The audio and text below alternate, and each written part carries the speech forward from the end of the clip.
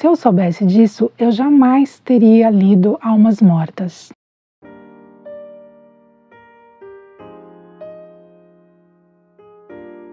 Olá, espero que estejam todos bem. Eu sou a Deia e hoje eu vou falar sobre o livro Almas Mortas de Nikolai Gogol.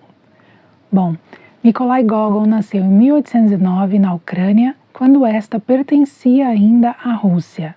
Ele foi um grande admirador de Pushkin, que foi um grande mestre da literatura russa e amigo de Pushkin também, e acabou se tornando tão importante quanto Pushkin e sendo admirado por escritores que vieram depois, como por exemplo Dostoiévski.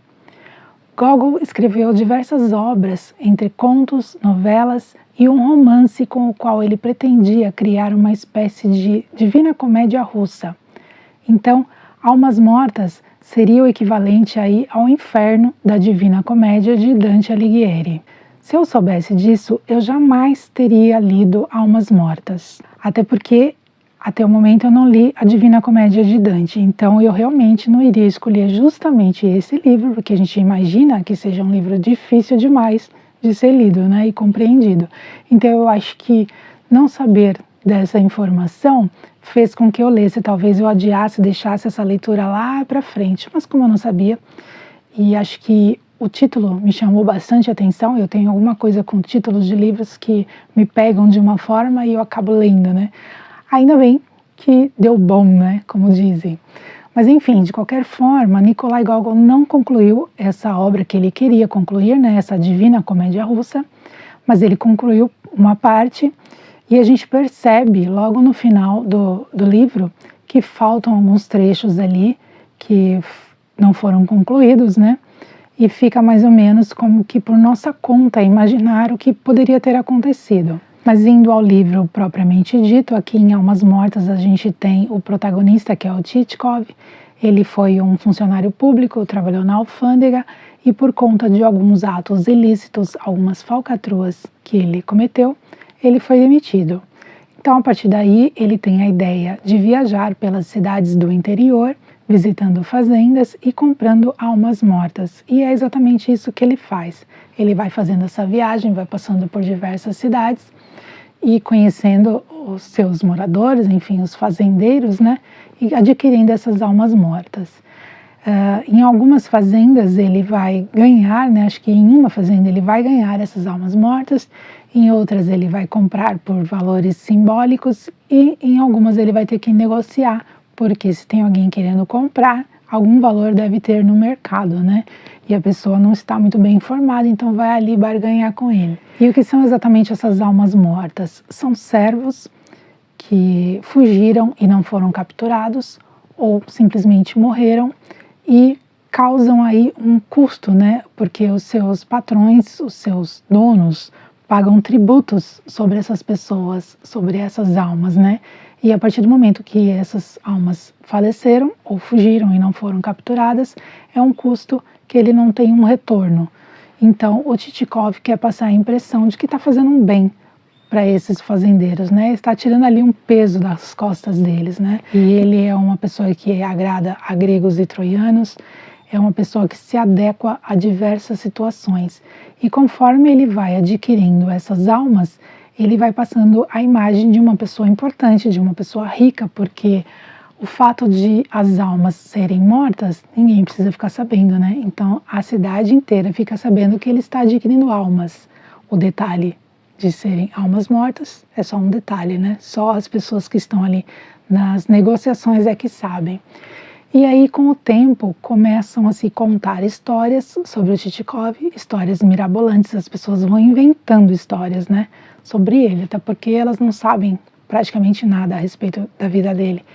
E chegam a inventar uma história que faz com que ele precise sair fugido da cidade onde ele está.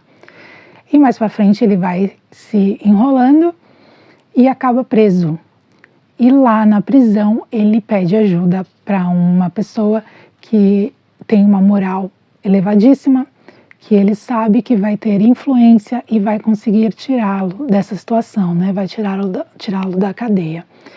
E realmente essa pessoa parece um anjo, né? Falando para ele, olha, eu consigo realmente interceder por você, mas você precisa largar essa vida que você vem levando e você precisa começar do zero de uma maneira correta. Então essa pessoa faz ele enxergar os erros que ele cometeu e faz ele pensar realmente na possibilidade de viver uma vida digna, né? Mas enquanto essa pessoa, ele aceita essa proposta, né? Enquanto essa pessoa vai correr atrás de tirá-lo da cadeia, chega uma outra pessoa, que aqui já aparece um demônio, então ele vai ter um anjo de um lado, um demônio de outro lado, né? E aqui esse demônio está dizendo para ele, olha, tá tudo certo já para você sair, só basta você confirmar que vai dar um valor X, vai colocar aqui na minha mão e na mão de outras pessoas um valor X e você está fora da cadeia. Então, ele tem aqui como se fosse um anjo e um demônio, né? Um dizendo para ele fazer o bem e outro dizendo para ele continuar fazendo tudo que ele faz de errado, né? E das duas formas ele vai ter a saída que ele quer.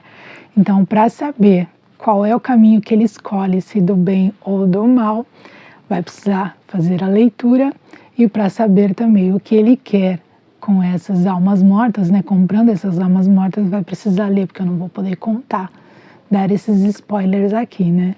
Bom, então aqui o autor está realmente chamando a atenção para a moral, para se valorizar o que Deus nos dá através da terra e através disso conquistar a prosperidade e não viver uma vida de aparência, apelando aí para empréstimos, que é o que a gente vai ver muito aqui nessa história, e coincidência ou não, é o que a gente vê muito na nossa sociedade hoje em dia, né? Tem muita gente vivendo aí de aparência e recorrendo a empréstimos, devendo horrores na praça, mas enfim. Quanto a essa edição na qual eu fiz a leitura, ela não tem informações adicionais, na verdade ela não tem nem a data em que a obra foi escrita, eu tive que pesquisar fora para ver que foi escrita em 1842. Eu vi também que essa tradução foi feita por, estou com a minha cola aqui, Isolino Caramalho, então eu imagino que é uma tradução antiga, né? Mas de qualquer forma eu precisei buscar informações fora.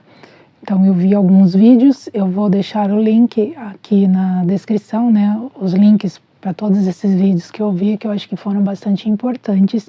Talvez se eu não tivesse feito essa busca fora, talvez eu realmente não tivesse entendido a mensagem que o autor quis transmitir aqui. E no final das contas, essa leitura valeu muito a pena pela mensagem que o autor transmite. Quanto à ironia e ao sarcasmo do autor, né, que eu vi muitas pessoas falando a respeito, que é o forte no autor, eu só dei risada mesmo com um trecho que é quando o Tchitchkov faz uma visita a uma família e tem lá um bebê, e ele querendo agradar a todos, né, ele pega o bebê no colo, né, para dar a impressão de que é um cara que até com criancinha, né, ele se dá bem, e aí o bebê faz xixi na roupa dele. E ele fica pistola, e claro que ele não demonstra para as pessoas que estão ali, né, que ele está visitando, que ele está bravo, né, mas para a gente ele conta que ele está pistola da vida, e eu dei muita risada nesse trecho. Agora, as outras partes eu não consegui achar engraçado, mas eu acredito que seja por conta da tradução. Eu vi muita gente falando que riu bastante, então talvez a tradução tenha influenciado aqui quanto a isso também, porque eu particularmente adoro dar risada. E, enfim, eu tenho o e-book na edição da Antofágica do conto O Nariz, e fiquei com muita vontade de ler O Nariz, e eu fiquei com muita vontade também de ler O Capote, que eu não tenho no momento, mas pretendo ler futuramente. E talvez fosse melhor ter começado pelos contos, mas como eu comentei, eu não sabia da informação dessa pretensão do autor de, com Almas Mortas, fazer o inferno, né, da Divina Comédia, mas enfim, valeu a pena, como eu já falei, pela mensagem que ele quis transmitir. Então eu espero que vocês tenham gostado desse vídeo. Com isso, tendo gostado, deixem seus likes, compartilhem o vídeo com alguém que possa gostar também, se inscrevam no canal, comentem à vontade também aqui com a gente, e a gente se vê num próximo vídeo. Até lá!